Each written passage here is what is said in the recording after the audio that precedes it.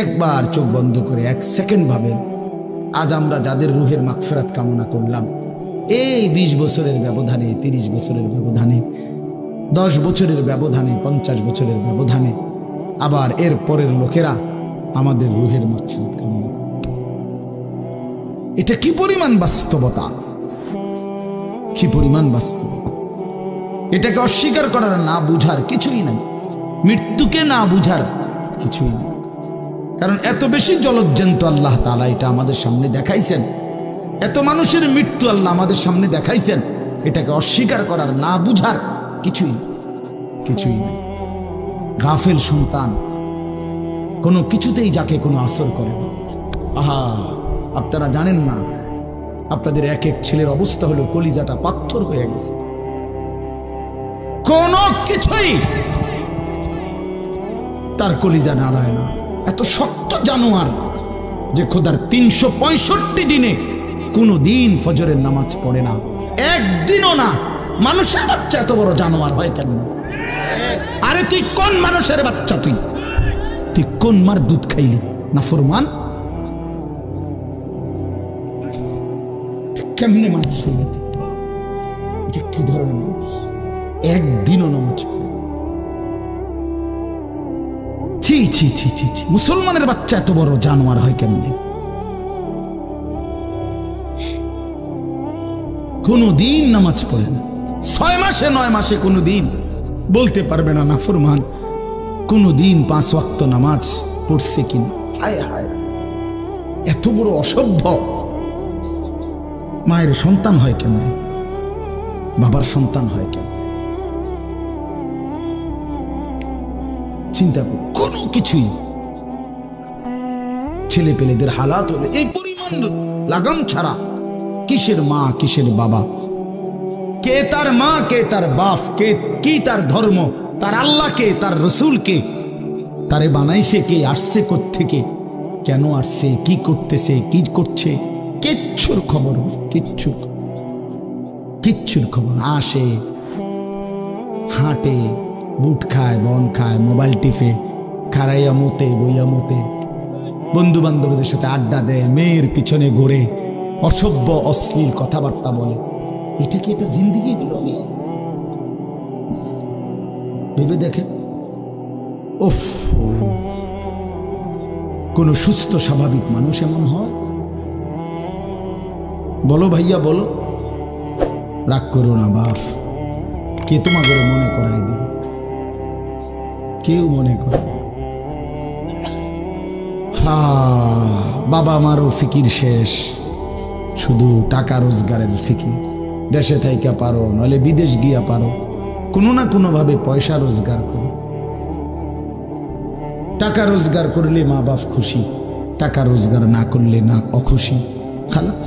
এরপরে ইমান আছে কিনা, ইসলাম আছে কিনা, নামাজ আছে কিনা, কোরআন আছে কিনা, আল্লাহ চিনে কিনা, হালাল হারাম কিনা, জায়েজ না জায়েজ না, এত কিছু আমার দরকার।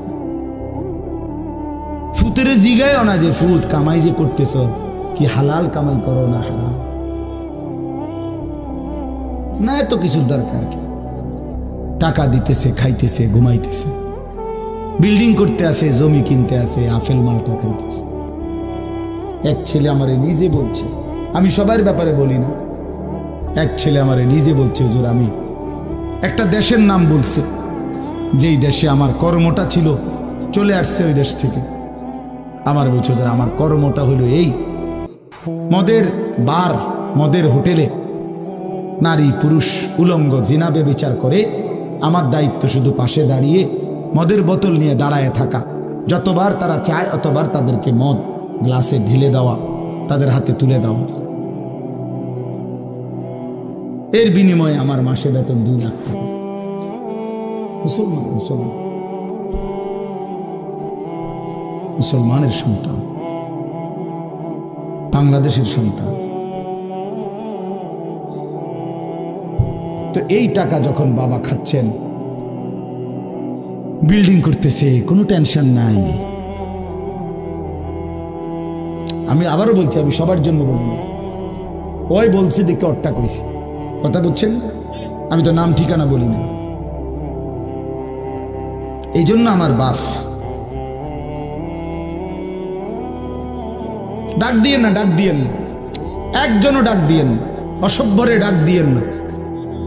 হ্যাঁ হ্যাঁ, ডাক দিবেন কেন? হাইওয়ানকে ডাক দিবেন কেন? শুনেন, আপনারাই শুনেন, এত এত মানুষ শুনতে হবে না। যদি আমার এই কথা একজনে বুঝেন, আমি মনে করি এতটুকুই আমার লাভ। দুইজন বুঝতে দুইজনই লাভ। আল্লাহ আমাদেরকে তৌফিক দান করে। চলেন, কোরআনুল কারীমের এই সূরাটি 99 নম্বর সূরা। 114টি সূরা কোরআন শরীফে, তন্মধ্যে এটা হলো 99 নম্বর, 30 নম্বর পারা। পুরা কোরআনুল কারীমের মধ্যে মোট 30 পারা। এই মোট 30 পারার মধ্যে এটা হলো 30 নম্বর পারার সূরা, 99 সূরা নম্বর। সূরাটির নাম হচ্ছে জিলজাল, সূরায়ে জিলজাল। জিলজাল শব্দের অর্থ বা জালজালা, জিলজাল একই শব্দ, দুই রকম ব্যবহার। অর্থ হলো ভূমিকম্প। জিলজাল শব্দের অর্থ কি বলেন? ভূমিকম্প। ভূমিকম্প, এই যে জমিন কাঁপে, ভূমিকম্প হয়, এই সূরার অর্থ হলো এইটা। এই ভূমিকম্প বলতে, জিলজাল বলতে আল্লাহ তাআলা কিয়ামতের ভূমিকম্প বুঝাইছে। পৃথিবীতে এমনিতে প্রতিনিয়ত মাঝে মধ্যে বিভিন্ন এলাকা ভেদে, অঞ্চল ভেদে ভূমিকম্প হয়। হ্যাঁ, আধা মিনিট, 30 সেকেন্ড, 40 সেকেন্ড, 50 সেকেন্ড, কিংবা তার চাইতে সামান্য কম বেশি এরকম সময় ভূমিকম্প হয়। এতেই বহু ক্ষয়ক্ষতি হয়। যখনই যেখানে কোথাও ভূমিকম্প হয়, তো সেখানে অনেক ক্ষয়ক্ষতি হয়, ঘর বাড়ি বিভিন্ন কিছুর অনেক ক্ষতিগ্রস্ত হয়। কিন্তু আল্লাহ তাআলা বলেন একটি চূড়ান্ত ভূমিকম্প আছে, যেই ভূমিকম্পটা যখন হবে তখন একসাথে আল্লাহর সৃষ্টি পুরাটা জমিন একসাথে ভূমিকম্প, এবং সেটা কতক্ষণ থাকবে সেটা আল্লাহই জানে, সেটা আল্লাহই জানে। এরকম ভূমিকম্প হবে। আর সেই ভূমিকম্পটা হলো কিয়ামতের ভূমিকম্প। অর্থাৎ এই পৃথিবী ধ্বংস করার জন্য আল্লাহ তাআলা তার গোটা সৃষ্টি জগৎকে মউত দিবেন। মৃত্যু দুই রকমের, একটা হলো ব্যক্তিগত পৃথক একক মৃত্যু, আর একটা হলো গোটা আলমের মৃত্যু। সবার যখন পৃথক মৃত্যু হয় তো এটারে বলে মউত। আর গোটা পৃথিবীর যখন আল্লাহর সৃষ্টি সবটার যখন একসাথে মৃত্যু হবে সেটারে কয় কিয়ামত। সেটাই কিয়ামত, ওইটাও একটা মৃত্যু। আসমানের মউত হবে, জমিনের মউত হবে, সূর্য চন্দ্র গ্রহ নক্ষত্রের মৃত্যু হবে, অর্থাৎ সব কিছু শেষ হবে। তো এই যে কিয়ামত, এটা আমাদের ঈমানের অংশ, এটা হবেই হবে, এটা হবেই হবে। আখিরাত, কিয়ামত, এই পৃথিবী একদিন ধ্বংস হবে, শেষ হবে, এটা কোরআনুল কারীমের অসংখ্য আয়াতে আল্লাহ তাআলা বলছেন, বারবার বলছেন, বারবার, যে বান্দা যত সুন্দরী তোমার কাছে লাগে দুনিয়া, যত আকর্ষণীয় মনে হয় না কেন দুনিয়া, একে তো তুমিও থাকবে না, একে তো দুনিয়া নিজেই থাকবে। দুটোটা মনে রাখবে, না তুমি থাকবে স্থায়ী, না দুনিয়া থাকবে স্থায়ী, কোনোটাই না।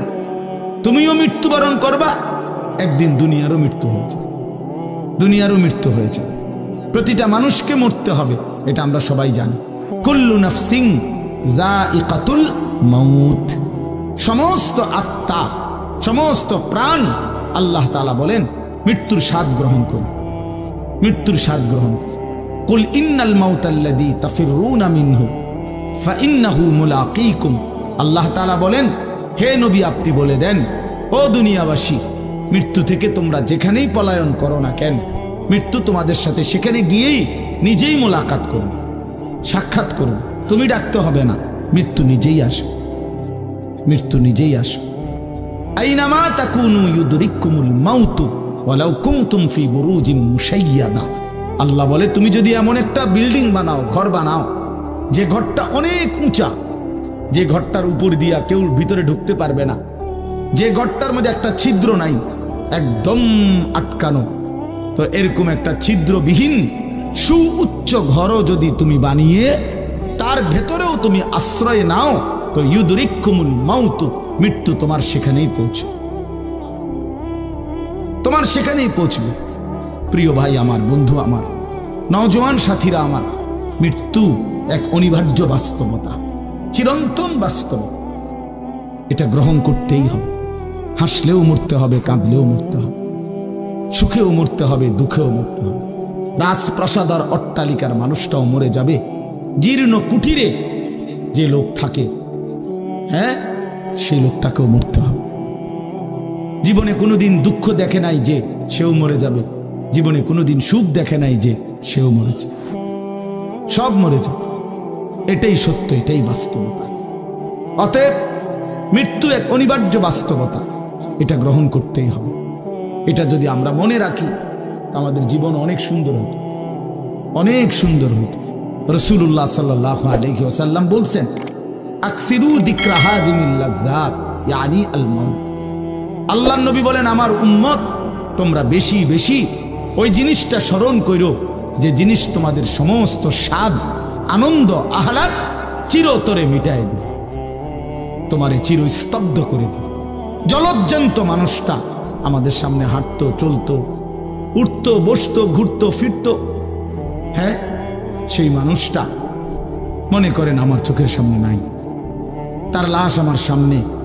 আহা, সেই লোকটা স্তব্ধ। পৃথিবীর কত মানুষ কত আওয়াজ করতেছে, কত শোরগোল করতেছে, কিন্তু এই লোকটা হাতও নাড়ে না, পাও নাড়ে না, চোখও মেলে না, আর কিছুই করে না। এ কি আশ্চর্য বিষয়! চোখের সামনের এই মানুষটা নাই, কি হলো তার? কে তারে থামায় দিল? কে তারে স্তব্ধ করে দিল? এ তো আমার মতো ঘুরতো, ফিরতো, হাঁটতো। আহ, আমার আব্বারে আমি কত দেখছি, একদিন আমার আব্বা চলে গেলেন। আমার দাদারে আমি কত দেখছি, আমার দাদা একদিন চলে গেলেন। আমার জ্যাঠারে আমি দেখে আসছি, দোয়া করে আসছি, ফু দিয়ে আসছি। এক সপ্তাহ পরে দাদ জ্যাঠা ইন্তেকাল করলেন, আবার এক সপ্তাহ পরে আমি গিয়া জ্যাঠার জানাজা পড়াইছি। এই তো বাস্তবতা। যুবক ভাই, তুমিও মনে রাখো, বয়স্ক বাবা আপনিও মনে রাখেন। হাসান বসরি রহমতুল্লাহ আলাইহি একজন বড় বুজুর্গ ছিলেন। উনি বলতেন, তিনি যখন কোনো যুবককে দেখতেন আর বয়স্ক দেখতেন, তো তিনি যুবকদেরকে বলতেন, ইয়া মা'শারাশ শাবাব ইন্না যারআ কাদ তুদরিকুহুল আহাতু ক্বাবলা আন ইয়াবলুগা। তিনি উপদেশ দিতেন, হে যুবকগণ শোনো, সব ফুল, সব ফল, সব গাছ চারা পরিপক্ক পাকা পর্যন্ত পৌঁছায় না, তার আগেই অগণিত ফুল, অগণিত ফল, অগণিত চারা গাছ ঝরে যায়।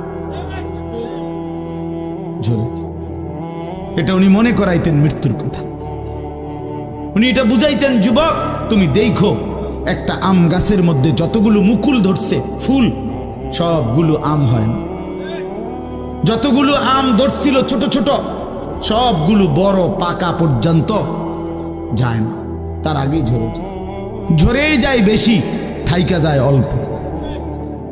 তার মানে যুবক, কিশোর, তরুণ এই বয়সেই মৃত্যু হয় বেশি, বৃদ্ধ পর্যন্ত পৌঁছে কম। পুরা বাড়িতে অনেক সময় এমন হয় একজনও বয়স্ক লোক নাই, একজনও নাই। আমার ঘর, আমার বাপ চাচাদের যে ঘর, সেখানে আপনার এখন আমার চাচাতো ভাই, জ্যাঠাতো ভাই, আমার ভাই বেরাদর সব মিলাইয়া আমাদের ছেলে পেলে ভাই ভাতিজা মিলে না হয়তো 60-70 জন আছি আমরা, কিন্তু আমাদের একজনও বয়স্ক লোক নাই। আমার দাদাও নাই, দাদিও নাই, জ্যাঠাও নাই, চাচাও নাই, আমার আব্বাও নাই, কেউ নেই। তাইলে কেন এমন হলো? তাহলে বোঝা গেল অধিকাংশই ঝরে যায়, কবরে চলে যায়, মৃত্যু হয়ে যায়। এই জন্য ধোঁকা না খাওয়া। আরেকটা হলো, বয়স্ক লোককে দেখলে উনি বলতেন, হাসান বসরি রহমতুল্লাহ আলাইহি, ইয়া মা'শারা শুয়ুখ, হে বৃদ্ধগণ। উনি তাদেরকে জিজ্ঞাসা করতেন যে, মা ইউনতাজারু বিসসারআই ইযা বালাগা, যখন কোনো ফসল পাইকা যায় তখন আর বাকি থাকে কি? কি বাকি থাকে? কাটা। কথা বলে না, কি বাকি থাকে? ক্বালু আল হাসাদ, বা কাটাটা বাকি থাকে, পাইকা তো গেছে। তার মানে আপনারা পাইকা তো গেছেন, বয়স তো হয়েই গেছে, আর শুধু মৃত্যুটা বাকি, আর শুধু মৃত্যুটা বাকি। তাইলে যুবককে বলতেন, তুমি ভেবো না তুমি বৃদ্ধ হবা, কারণ অসংখ্য ফুল তো আগেই ঝরে যায়, অসংখ্য ফল তো আগেই ঝরে যায়, অসংখ্য গাছ তো আগেই ঝরে যায়। আবার বৃদ্ধকে বলতেন যে আপনার তো আর কিছুই বাকি নাই, আপনি তো পাইকেই গেছেন, এখন শুধু কাটা, কবর, মৃত্যু ছাড়া আর বাকিটা কি? তাহলে মৃত্যু ভুলে না যাওয়া, মৌত ভুলে না যাওয়া। রাসূলুল্লাহ সাল্লাল্লাহু আলাইহি ওয়াসাল্লাম বলেন, কাফা বিল মাউতে ওয়াইজান। নবীজি বলেন, কোনো মানুষ যদি মৃত্যুর কথা স্মরণ করে, তার ওয়াজের জন্য, নসিহতের জন্য এটাই যথেষ্ট, এটাই যথেষ্ট।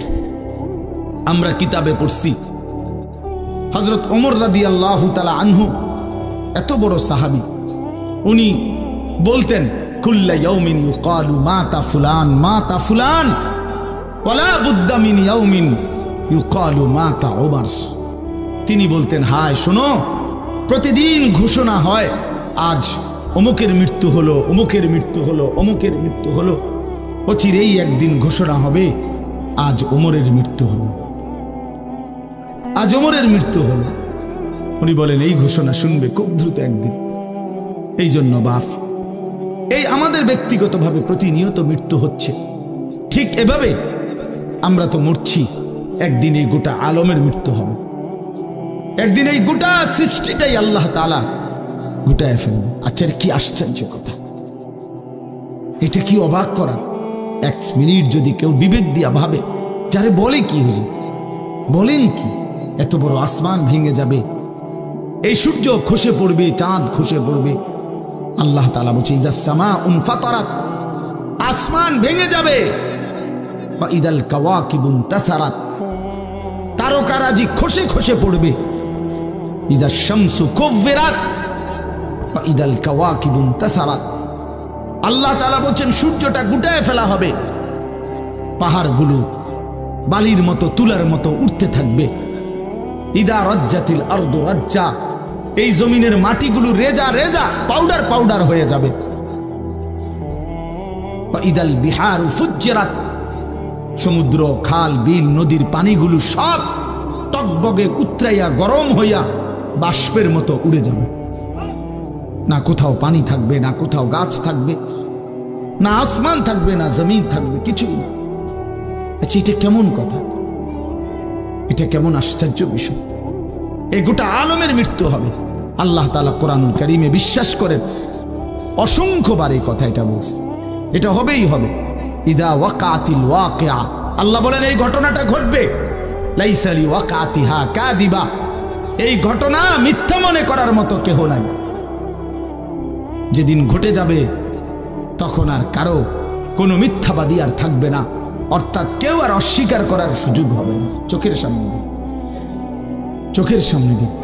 কোরআন শরীফে একটা সূরা আছে, সূরা হজ। যে আমরা হজ করি না, এই হজ সূরাটার নাম।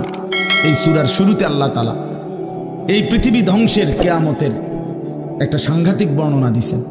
ওইখানে আছে, আল্লাহ বলেন, ইয়া আইয়ুহান নাসুত্তাকু রাব্বাকুম, তোমরা আল্লাহকে ভয় করো।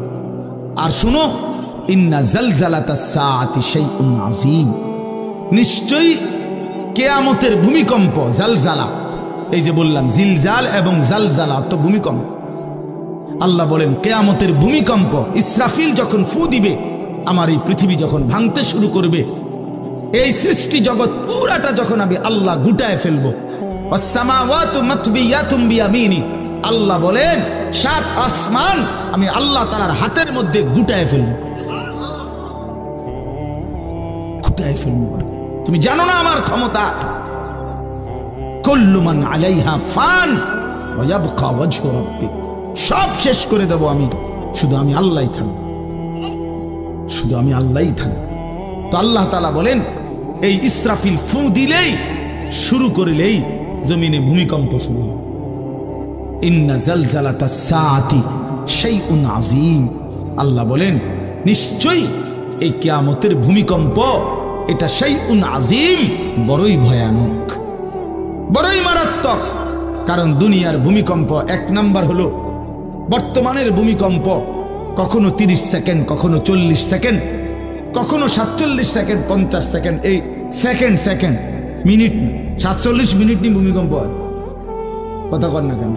30 মিনিট ভূমিকম্প হয়। 30 মিনিট ভূমিকম্প হইলে আমাদের 14 গোষ্ঠী থাকবে নি। 30 সেকেন্ড 40 সেকেন্ড হয় ভূমিকম্প। এইটুকুতে একে তো সময় সামান্য, দ্বিতীয়ত হলো একসাথে গোটা পৃথিবীতে হয় না, এদিকে হলে ওইদিকে হয় না এরকম।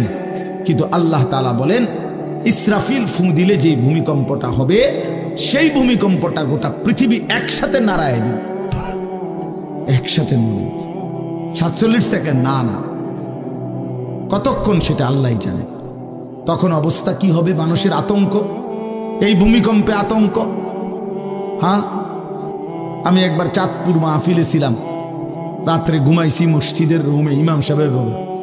এই সময় ভূমিকম্প আইছে, দরজা খুলে দিছি দৌড়। মসজিদের মাঠে আইছি দাঁড়াইয়া, চাই যে পুরা গ্রামের মানুষ সব আইসা বলছে হই হুল্লোড় চিৎকার, হায় হায়। অথচ সবাই চিৎকার দিতে দিতে ভূমিকম্প শেষ। ভূমিকম্প হয়েছেই তো অল্প একটু, কিন্তু এটুকুর আতঙ্কেই যা হুজুর পাবলিক বরাবর। কিসের হুজুর আর কিসের পাবলিক, বক্তা শ্রোতা সমান। এই এখন মনে করেন ভূমিকম্প হইলে আমরা সব দিন দৌড়, আমি এখানে বুজুর্গি দেখাইব, এটা হ্যাঁ আমি একটা বড় হুজুর বেটা প্রধান বক্তা, আমি লড়লে কি মাইসে কি করব? আপনি কি করবেন? আমার সময় কো, আমার জান নিয়ে কথাটা। আল্লাহু আকবার। তো এই সামান্য ভূমিকম্প, কিন্তু আল্লাহ তাআলা বলেন ইসরাফিল সিংহা ফু দিলে যে ভূমিকম্প হবে বান্দা, সেটা বড়ই ভয়ানক, সেটা সারা পৃথিবী নড়বে একসাথে। তখন কি হবে? মানুষের আতঙ্ক। ইয়াউমা তারাউনাহা তাযহালু কুল্লু মুরদিআতিন আম্মা আরদাআত। এই 1 নম্বরে আল্লাহ বলেন যে মা তার বাচ্চাটাকে দুধ পান করাইতেছিল, এই কোলের বাচ্চা, দুধের বাচ্চা, আপন মা তার দুধের বাচ্চা ভুলে যাবে, ফেলে দিবে, ছুঁড়ে মারবে, আর মা পাগলের মতো দৌড়ানো শুরু। কোরআন শরীফের আয়াত। ওয়াতাদাউ কুল্লু যাতি হামলিন হামলাহা। এবং আল্লাহ তাআলা বলেন যে মায়ের পেটের বাচ্চা 10 মাস পূর্ণ হয়ে গেছে, আগামী 2 ঘন্টা 5 ঘন্টা পরে বাচ্চাটা এমনিতেই প্রসব হইতো। আল্লাহ তাআলা বলেন ইসরাফিলের ফু দিলে জমিন যখন কাঁপতে শুরু করবে, তো এই গর্ভধারিণী মা, গর্ভবতী নারী পাগলের মতো এভাবে ছুটবে, দৌড়বে, নিজের গর্ভের বাচ্চা নিজেই পড়ে যাবে। ও তারান নাসা সুকারা, আল্লাহ বলেন মাতালের মতো সমস্ত মানুষগুলো ছুটতে থাকবে। ফাইদা বারিকাল বাসার ওয়া খাসাফাল কামার ওয়া জুমিআ আশ-শামসু ওয়াল কামার। আল্লাহ তাআলা বলে চন্দ্র সূর্য আলোহীন হয়ে যাবে, সূর্য চন্দ্র এক হয়ে যাবে। ওয়া জুমিআ আশ-শামসু ওয়াল কামার ইয়াকুলুল ইনসানু ইয়াওমাইদিন আইনাল মাফার। লোকেরা দৌড়বে আর ছুটবে, মানুষ একে অপরকে জিজ্ঞেস করবে ভাইয়া পালাবো কোথায়, দাঁড়াবো কোথায়? কোথাও তো স্থির কোনো জায়গা নাই, কোথায় দাঁড়াবো? আল্লাহ তাআলা বলেন কাল্লা লা ওয়াজার, না বান্দা, সেদিন আর কোথাও জায়গা মিলবে না। ইলা রাব্বিকা ইয়াওমাইদিনিল মুস্তাকার, আজকে শুধুই কেবল তোমার আল্লাহর কাছেই আশ্রয় ঠিকানা। এভাবে বহু আয়াত কোরআনুল কারীমের মধ্যে আল্লাহ তাআলা বর্ণনা করছেন। আমার ভাই, তো এই ইসরাফিলের ফু দিলে গোটা আলমের মৃত্যু হবে, ভূমিকম্প শুরু হবে। তো এই ভূমিকম্প কেন হবে? এই কাঁপতে কাঁপতে সমস্ত কিছু ভাঙ্গা একসাথে, এই সব কিছু আল্লাহর সৃষ্টি, সমস্ত কিছুই জমিনের তলদেশে চলে যাবে। জমিন তখন খালি ফাঁকা, জমিনে তখন কিচ্ছু নাই, কিচ্ছু, একটা সুতা মাটির উপরে থাকবে। এই প্রথমবার ইসরাফিল ফু দিলে সমস্ত কায়নাত, ইনসান, জিন, আল্লাহর সমস্ত সৃষ্টি, মাখলুকাত সব জমিনের তলদেশে চলে যায়। মানুষ ও জিন ও অর্থ সম্পদ, স্বর্ণ রৌপ্য মণি মুক্তা হীরা জহরত সব সব সব একটা কাগজের অস্তিত্ব, সব কিছু, গোটা জমিন ফাঁকা। এভাবে কতদিন আল্লাহই জানে, কতদিন আল্লাহই জানে। হ্যাঁ, এরপরে একটা নির্দিষ্ট সময় পরে আবার আল্লাহ তাআলা ইসরাফিলকে জীবিত করবেন, করে আবার আল্লাহ তাআলা দ্বিতীয়বারের মতো ফু দিতে বলবেন। এই দুই ফুঁয়ের মাঝখানে কতদিন? নবী সাল্লাল্লাহু আলাইহি সাল্লামের এক হাদিসের মধ্যে বলছে 40 সাহাবীরা ব্যাখ্যা করছেন মুহাদ্দিসিন, সেই 40টা হতে পারে 40,000 বছর। 40,000। এই জন্য বাপ একটা কথা হলো, সর্বশেষ যেই লোকটা কবরে যাবে, শেষ যেই ব্যক্তি মরবে পৃথিবীতে, হতে পারে তাকেও শুধু কবরেই থাকতে হবে 40,000 বছর। 40,000 বছর, এরপরে তো আখিরাত। এই 40,000 বছর যদি কবরে আযাব হয়, 40,000 বছর যদি কবরে আযাব হয় ভাই, তখন কি হবে? এবার ভেবে দেখেন, এখন যারা কবরে যাচ্ছে, হ্যাঁ, নূহ আলাইহিস সালামের জামানায় যারা মারা গেছে, ইব্রাহিম আলাইহিস সালামের জামানায় যারা মারা গেছে, নবীজি সাল্লাল্লাহু আলাইহি সাল্লাম তো 1,500 বছর আগে ইন্তেকাল করছেন, 1450 বছর আগে। তো ওই সময়ে যারা মারা গেছে তারা কবরে পড়ে আছে আজকে 1,500 বছর, 1,500 বছর, 1500 বছর। তাহলে নূহ আলাইহিস সালামের জাতি কত বছর থেকে পড়ে আছে? কোথায় নূহ নবী, কোথায় আমাদের নবী? কত ব্যবধান! এই জন্য বাপ, শুধুমাত্র কবরের বিষয়টাই তো সাংঘাতিক, আখিরাত তো পুরো। শেষ ব্যক্তিটাও যদি কবরে থাকতে হয় 40,000 বছর, তো এখনকার মানুষগুলো আছে কত কাল ধরে। তো এই যার কবরে আযাব হচ্ছে, আহা বাপ, সে কি পরিমাণ কষ্ট পাচ্ছে ভাইবা দেখে। কবরবাসীদের রূহের মাগফিরাত, আরে ভাইয়া একবার চোখ বন্ধ করে 1 সেকেন্ড ভাবেন, আজ আমরা যাদের রূহের মাগফিরাত কামনা করলাম, এই 20 বছরের ব্যবধানে, 30 বছরের ব্যবধানে, 10 বছরের ব্যবধানে, 50 বছরের ব্যবধানে আবার এর পরের লোকেরা আমাদের রূহের মাগফিরাত কামনা করে। এটা কি পরিমাণ বাস্তবতা, কি পরিমাণ বাস্তবতা! এটাকে অস্বীকার করার, না বুঝার কিছুই নাই, মৃত্যুকে না বুঝার কিছুই নেই। কারণ এত বেশি জলজ্জান্ত আল্লাহ তাআলা এটা আমাদের সামনে দেখাইছেন, এত মানুষের মৃত্যু আল্লাহ আমাদের সামনে দেখাইছেন, এটাকে অস্বীকার করার, না বুঝার কিছুই নেই। তো চলেন, এরপরে আল্লাহ তাআলা ইসরাফিলকে আবার জীবিত করবেন। জীবিত করে আল্লাহ তাআলা ইসরাফিল আলাইহিস সালামকে বলবেন, ইসরাফিল আবার তুমি সিংহায় ফু দাও। এইবার যখন সিংহায় ফু দিবে, তখন ইসরাফিল আলাইহিস সালামের এই দ্বিতীয় ফুতে আবার ভূমিকম্প শুরু। আবার কি শুরু হবে? ও মাঝখানে ভাই, ওই ছেলে অপদার্থ, কথা বলো না, হাসাহাসি করো না, কারো কথা বাকি থাকলে, দুষ্টামি বাকি থাকলে উঠে চলে যাও, বাহিরে আলাদা জায়গা আছে। গাফেল সন্তান কোনো কিছুতেই যাকে কোনো আসর করে না।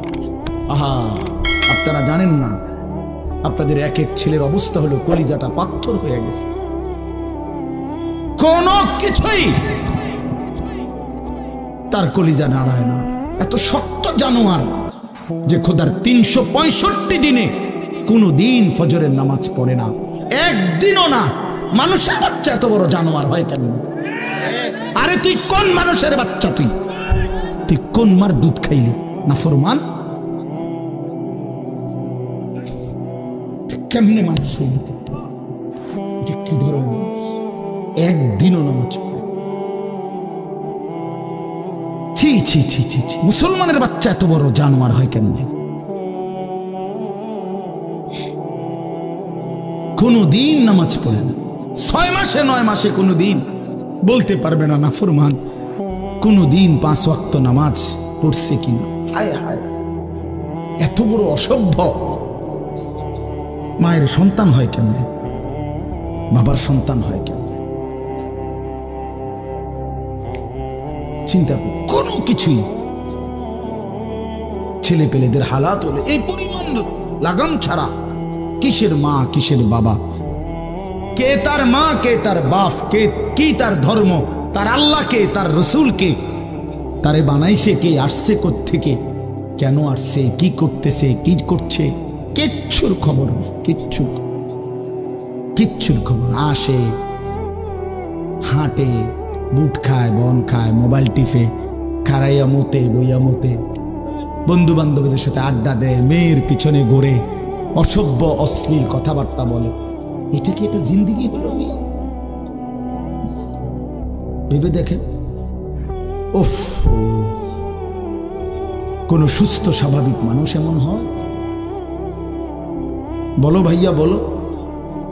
রাগ করো না বাপ, কে তোমা করে মনে করাই দিবে? কেউ মনে করায়। হা, বাবা মারও ফিকির শেষ, শুধু টাকা রোজগারের ফিকির। দেশে থাইকা পারো, নইলে বিদেশ গিয়া পারো, কোনো না কোনো ভাবে পয়সা রোজগার করো। টাকা রোজগার করলে মা বাপ খুশি, টাকা রোজগার না করলে না অখুশি, খালাস। এরপরে ইমান আছে কিনা, ইসলাম আছে কিনা, নামাজ আছে কিনা, কোরআন আছে কিনা, আল্লাহ চিনে কিনা, হালাল হারাম কিনা, জায়েজ না জায়েজ না, এত কিছু আমার দরকার।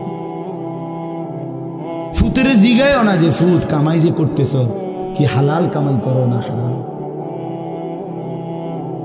না, এত কিছুর দরকার কি? টাকা দিতেছে, খাইতেছে, ঘুমাইতেছে, বিল্ডিং করতে আসে, জমি কিনতে আসে, আফেল মালটা খাইতেছে। এক ছেলে আমারে নিজে বলছে, আমি সবার ব্যাপারে বলি না, এক ছেলে আমারে নিজে বলছে, হুজুর আমি একটা দেশের নাম বলছে, যেই দেশে আমার কর্মটা ছিল, চলে আসছে ওই দেশ থেকে।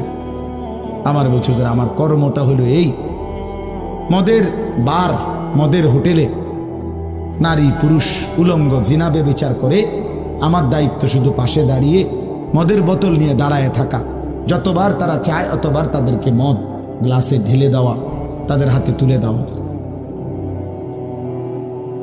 এর বিনিময়ে আমার মাসে বেতন 2 লাখ টাকা।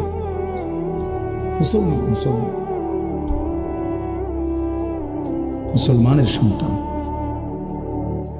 বাংলাদেশের সন্তান। তো এই টাকা যখন বাবা খাচ্ছেন, বিল্ডিং করতেছে, কোনো টেনশন নাই।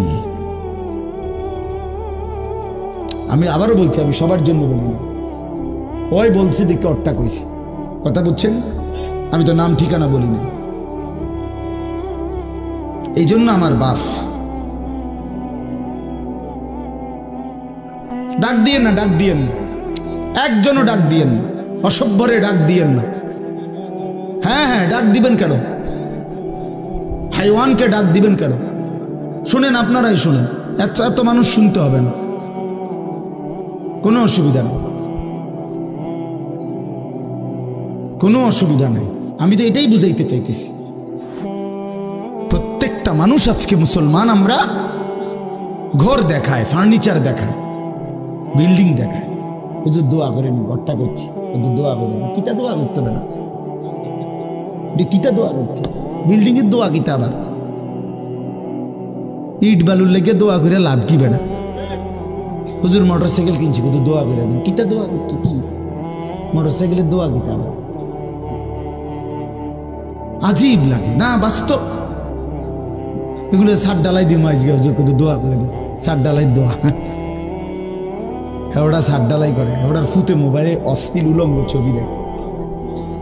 ওটার সন্তান উনি দাঁড়াইয়া রয়েছে মিস্ত্রির সামনে, ওনার গাম বাইয়া বাইয়া পড়তেছে ছাদ ডালাইয়ের দিন, আর অসভ্য জানোয়ার সন্তান বন্ধুদের সাথে উলঙ্গ ছবি দেখতেছে।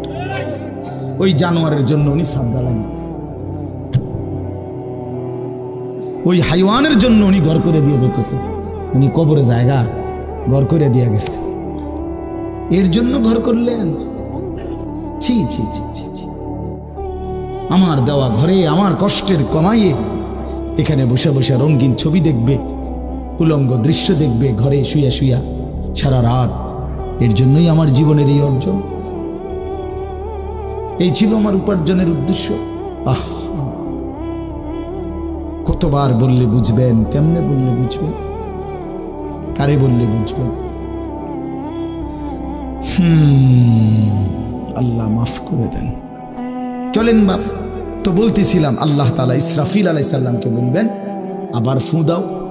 তো তিনি দ্বিতীয়বারের মতো ফু দিলে জমিন আবার ভূমিকম্প শুরু হবে।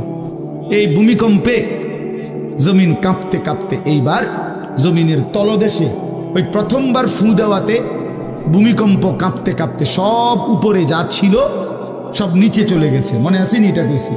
তাহলে উপরটা কি? ফাঁকা। এইবার নিচে যা ছিল সব উপরে চলে আসবে। এই আসলেই এটা হাসরের মাঠ। সমস্ত নিচের জিনিস যা কিছু, একেবারে মানুষ, গরু, ছাগল, হাঁস, মুরগা, জিন, ইনসান, ঘর দুয়ার, বাজার, ব্যবসা, দোকান, টাকা, হীরা জহরত, মণি মুক্তা, টাকা পয়সা, অর্থবিত্ত, সব সোজা কথা জমিনের তলদেশের সব কিছু জমিনের উপরে উঠে আসবে। উঠে আসলেই এইটা হাসরের মাঠ। এইটা এই হাসরের মাঠ কোনটা জানেন? এই যেখানে বসে আছেন এখন, এটাই হাসরের মাঠ। এই জমিনের উপরেই হাসরের মাঠ। বাকি শুধু আল্লাহ কোরআন বলছে ইদাল আরদু মুদ্দাত, আমি আল্লাহ জমিনটাকে টেনে আরো লম্বা করে দেব, আরো বড় করে দেবো আর কি, প্রশস্ত করে দেবো। কারণ ওই যে পিসের মানুষ খারাপ লাগবে না? মানুষ তো দাঁড়াই বসেই আদম আলাইহিস সালাম থেকে নিয়া, তো মানুষ বেশি না? মানুষ, গরু, ছাগল, হাঁস, মুরগা, জিন, ভূত সব খারাপ না, সব দাঁড়াবে তো। এই জন্য আল্লাহ তাআলা বলেন জমিন আমি প্রশস্ত টেনে দিব, লম্বা করে দিব, এতটুকু। বাকি এটাই হাসরের মাঠ, এটাই হাসরের মাঠ। এই কথাটাই এখানে আল্লাহ তাআলা উল্লেখ করছেন। ইদা জুলজিলাতিল আরদু জিলজালাহা, যখন দ্বিতীয়বারের মতো ইসরাফিলের ফু দিলে জমিনের ভূমিকম্প শুরু হবে। ওয়া আখরাজাতিল আরদু আসকালাহা, আল্লাহ তাআলা বলেন তখন জমিন তার তলদেশে যা ছিল সমস্ত জমিনের তলদেশে, এগুলো এতদিন জমিনের বোঝা ছিল, বোঝা মানে মাটির নিচে, এগুলো সে মনে যেন ফুজা কান্দে লইছে।